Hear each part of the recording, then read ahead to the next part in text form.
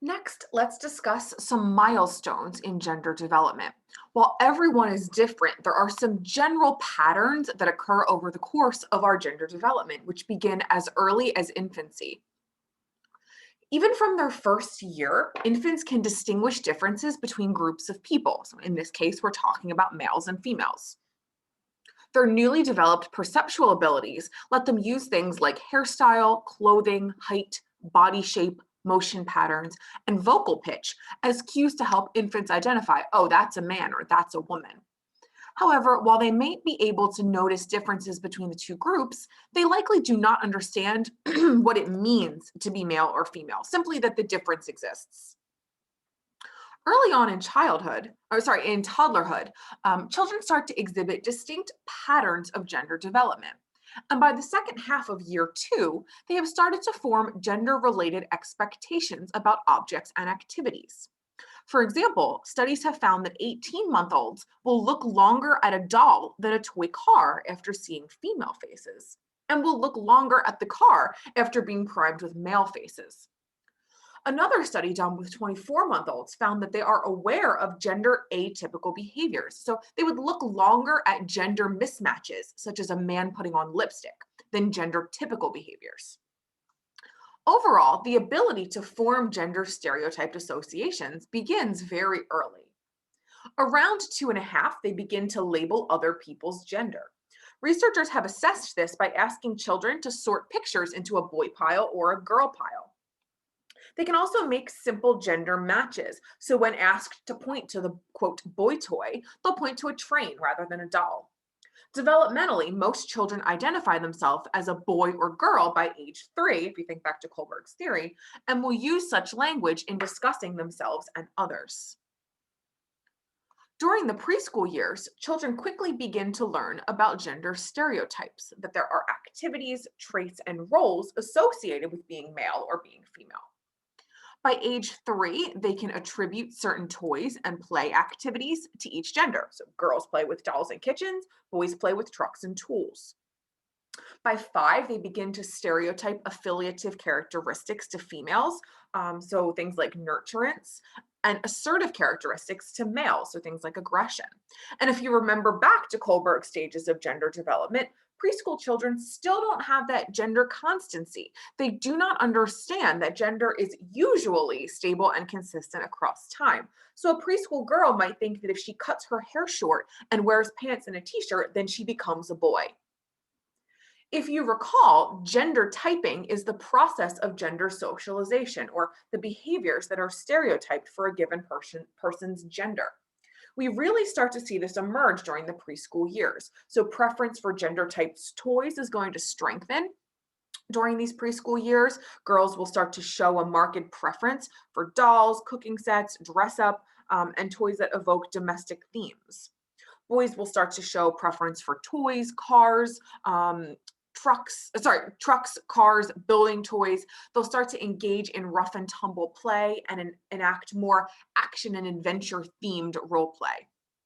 We'll start to see gender segregation. So, this is children's tendency to associate with same gendered peers and to avoid other gendered peers. Or segregation increases steadily between 3 to 6 and then stabilizes and remains pretty consistent through the rest of childhood. We won't really see it move much again until adolescence.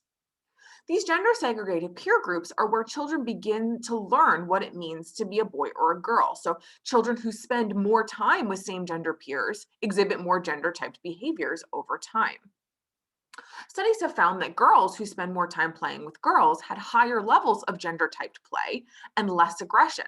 In fact, children tend to avoid peers who violate gender role norms, likely because that process of establishing a gender identity fosters this sort of in group, out group mentality. By ages 5 to 7, children often actually even begin teasing peers who cross gender role boundaries.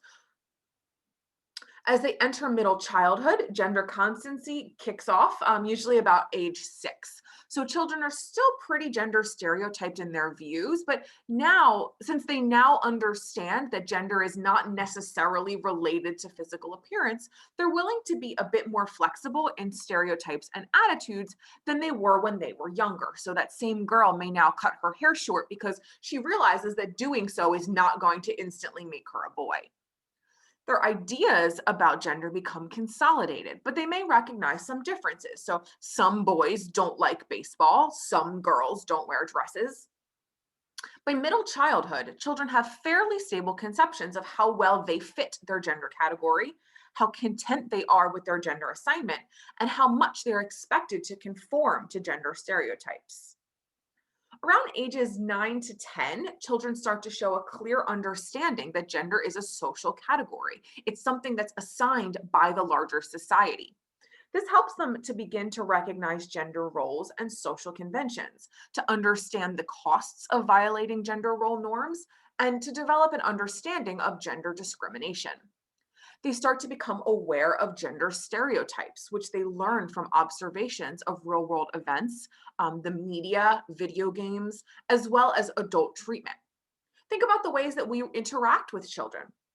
You're such a kind, pretty girl. You're such a big, strong boy.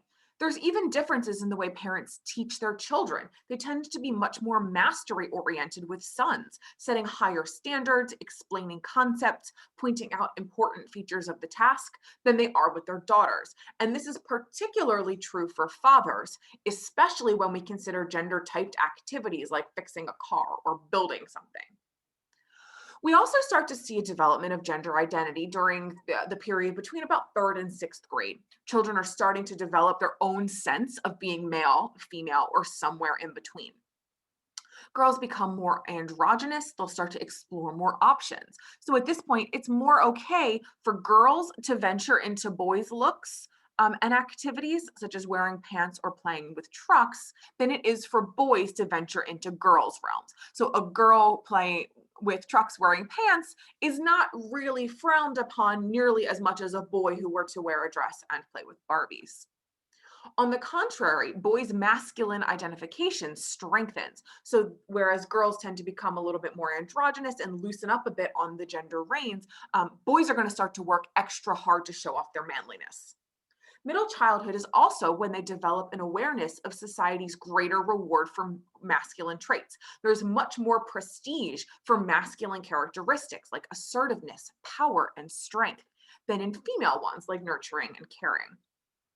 Children at this point will also become aware that stereotypically male occupations have higher status than feminine ones.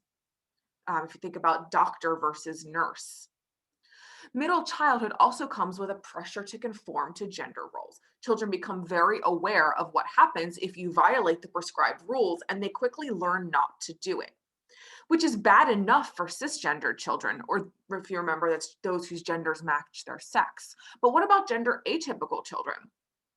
Research has found that such children show decreases in self worth across middle childhood, likely due to the conflict that occurs between the pressure to conform and knowing that they don't quite fit. Now, adolescence is a fascinating period in development. I'm perhaps a bit biased because that's where my area of expertise lies, but there's just so much going on physically, socially, emotionally, you name it. It's sort of a hot mess of processes all mixing together. Of the many developmental goals that occur during adolescence, one of them is the development of identity, which includes a whole lot of exploration and experimentation. Now, while this refers to identity broadly, it also includes gender identity, which is a specific form of identity development.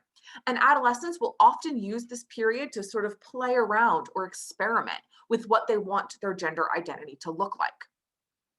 For some, gender roles may become more rigid, known as intensification, or more relaxed, known as flexibility, depending on individual factors. Intensification is associated with heightened concerns with adhering to traditional gender roles and commonly occurs within the concept of heterosexual dating, where adolescents adhere to traditional gender role scripts. So, for example, the boy should initiate the date, the boy should also pay for the date. On the other hand, some adolescents reject traditional gender roles and social conventions, which is known as gender role flexibility, where they pursue a more flexible range of attitudes and interests rather than those dictated by gendered norms. As in childhood, this flexibility is more common among girls than boys. During adolescence, peer contact are primarily members of the same gender. But as they get older, these cross gender interactions are going to become more common, preparing and leading up to the bane of parents' existence, which is romantic relationships. Gender typing is typically more rigid for boys than it is for girls at all ages for many of the reasons we've already discussed.